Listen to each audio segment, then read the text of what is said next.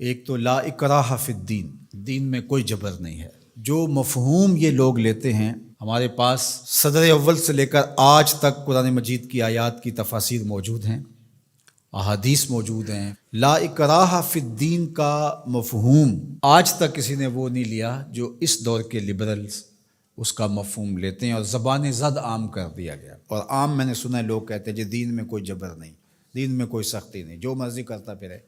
ریاست کی ریٹ موجود ہے، دین کی ریٹ موجود نہیں ہے، یہ کیا بات ہوئی؟ تو یہ بات ذہن میں رکھیں، فطری طور پہ اکراہ نہیں ہے۔ لا اکراہ فی الدین، کسی کو مجبور نہیں کیا جائے گا کہ تو اسلام قبول کر۔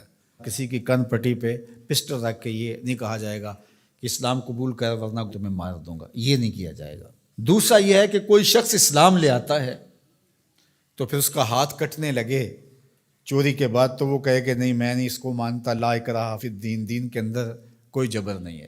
بدکاری کے اوپر اس کو سنگسار کیا جانے لگے تو وہ کہے لا اکراہ فی الدین۔ جب مال آئے گا تو زکوٰۃ اس کو دینا پڑے گی، اور اگر انکار کرتا ہے ریاست کی ذمہ داریوں میں شامل ہے کہ اس سے زکوٰۃ لے۔ حضرت ابو بکر رضی اللہ تعالیٰ عنہ نے فرمایا لو منعونی اقالا لقاتلتہم علی منعہ، فرمایا اگر ایک رسی کھجور کی جو نکیل کے طور پہ اونٹ کے ناک میں ڈالی جاتی ہے، اگر اس کے دینے کا بھی انکار کرتے ہیں تو کہا ابو بکر آرام سے نہیں بیٹھے گا جب تک وہ رسی وصول نہیں کر لیتا۔ تو آپ کہیں گے دین میں جبر کوئی نہیں، تو رسول اللہ سے دین آپ نے سیکھا تھا یا ابو بکر صدیق نے سیکھا تھا؟ حضور کی صحبت میں بیٹھ کے دین کس نے سکھا تھا؟ تو وہ تو یہ مفہوم سمجھے، آپ کی ریاست کی ریٹ ہے تو دین کی ریٹ کیوں نہیں ہے؟ تو چند اردو کی کتابیں پڑھ لینے سے یا لبرلز نے جو صغرے کبرے ملا کر کے خود ساختہ تشریحات دین کی اب کر رکھی ہیں، اور وہ کچھ لوگوں کو بڑی اچھی چیزیں لگتی ہیں، تو وہ دین کا نیا یہ ایڈیشن، یہ اسلام نہیں ہے، اسلام دو نہیں ہے، اسلام ایک ہی ہے، وہ صدیوں سے وہی اسلام ہے جو محمد عربی لے کر تشریف لائے صلی اللہ علیہ وآلہ وسلم۔ تو ایک بات یہ ذہن میں رکھیے گا۔ اور دوسری بات جو اس ججمنٹ میں لکھی گئی، فیصلے میں، وہ قرآن مجید کی تحریف کی گئی تھی اور وہ محرف نسخے تقسیم کیے گئے تھے، یہ سارا فیصلہ جس پہ ہوا ہے، اور 5,000 روپے کے اسٹامپ کے اوپر ہی ضمانت دے دی گئی۔ ساتھ یہ لکھا گیا کہ قرآن کی حفاظت تو اللہ نے اپنے ذمہ کرم پہ لی ہے۔ اچھا، وہ جو بونے بونے لوگ ہیں نا، وہ کہتے ہیں لو تم بات کرتے ہو، انہوں نے 2 آیتیں لکھی ہیں۔ میں نے کہا دونوں لکھی اور دونوں کا مفہوم اپنی مرضی سے قرآن کی تعبیر سے ہٹ کے لکھا۔ آیت لکھی انا نحن نزلنا الذکر و انا لہ لحافظون، اس کو ضمانت دے دی جس نے جو ہے وہ قرآن مجید کا مفہوم بدل کے کتاب چھاپی۔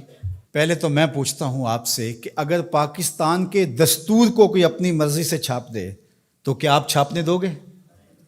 آپ اجازت دو گے؟ کوئی بات نہیں، اپنی مرضی سے، اس کو آزادی اظہار کا اتنا حق تو ہونا چاہیے۔ چند لوگوں نے سر جوڑ کے جو قانون وضع کیا ہے اس کو اس ملک کا کوئی شہری اپنی مرضی سے تبدیل نہیں کر سکتا، اور اگر کرے گا تو قابل مواخذہ جرم ہوگا، تو رب کے قرآن کو کوئی اپنی مرضی سے کیسے تبدیل کر سکتا؟ اور پھر یہ کہا جائے کہ اللہ نے قرآن کی حفاظت اپنے ذمہ لی ہے، آپ خام خواہ کی ٹینشن کیوں لے رہے ہیں؟ میاں اگر یہی بات ہے، اس کا انکار نہیں ہے کہ اللہ نے قرآن کی حفاظت اپنے ذمہ کرم پہ لی ہے، لیکن اس مفہوم کو نہیں لوگ سمجھ پائے کہ جو اللہ کی ذمہ داری ہوتی ہے اس کے ظاہری نظام کیا ہوتے ہیں۔ اللہ تعالیٰ نے قرآن مجید کی حفاظت اپنے ذمہ لی نا، لیکن جب لوگ مختلف قراتوں کی طرف جانے لگے تو سب سے پہلی فکر کس کو ہوئی؟ حضرت صدیق اکبر، حضرت عمر، حضرت عثمان غنی رضی اللہ تعالیٰ، انہوں نے قرآن جمع کیا نا۔ تو کیا یہ آیت انہوں نے نہیں پڑھی تھی؟ تو جب لوگوں نے آ کے کہا کہ معاملہ خراب ہوتا جا رہا ہے تو قرآن کو جمع کیا جائے تو یہ بھی آیت پڑھ دیتے، انا نحن نزلنا الذکر و انا لہ لحافظون، اور بات ختم ہو جاتی اور یہ اتنا کچھ نہ کرتے۔ لیکن وہ جانتے تھے اس نے حفاظت اپنے ذمہ کرم پہ لی ہے اور ڈیوٹیاں ہماری بھی لگائی۔ تو اللہ تعالیٰ جل شانہ کا نظام ہے، اور اس نظام کی ظاہری تنفیذ کے لیے ہوگا کچھ نہیں قرآن مجید کو، لیکن ہمارا امتحان ہے کہ تم نے کیا کیا۔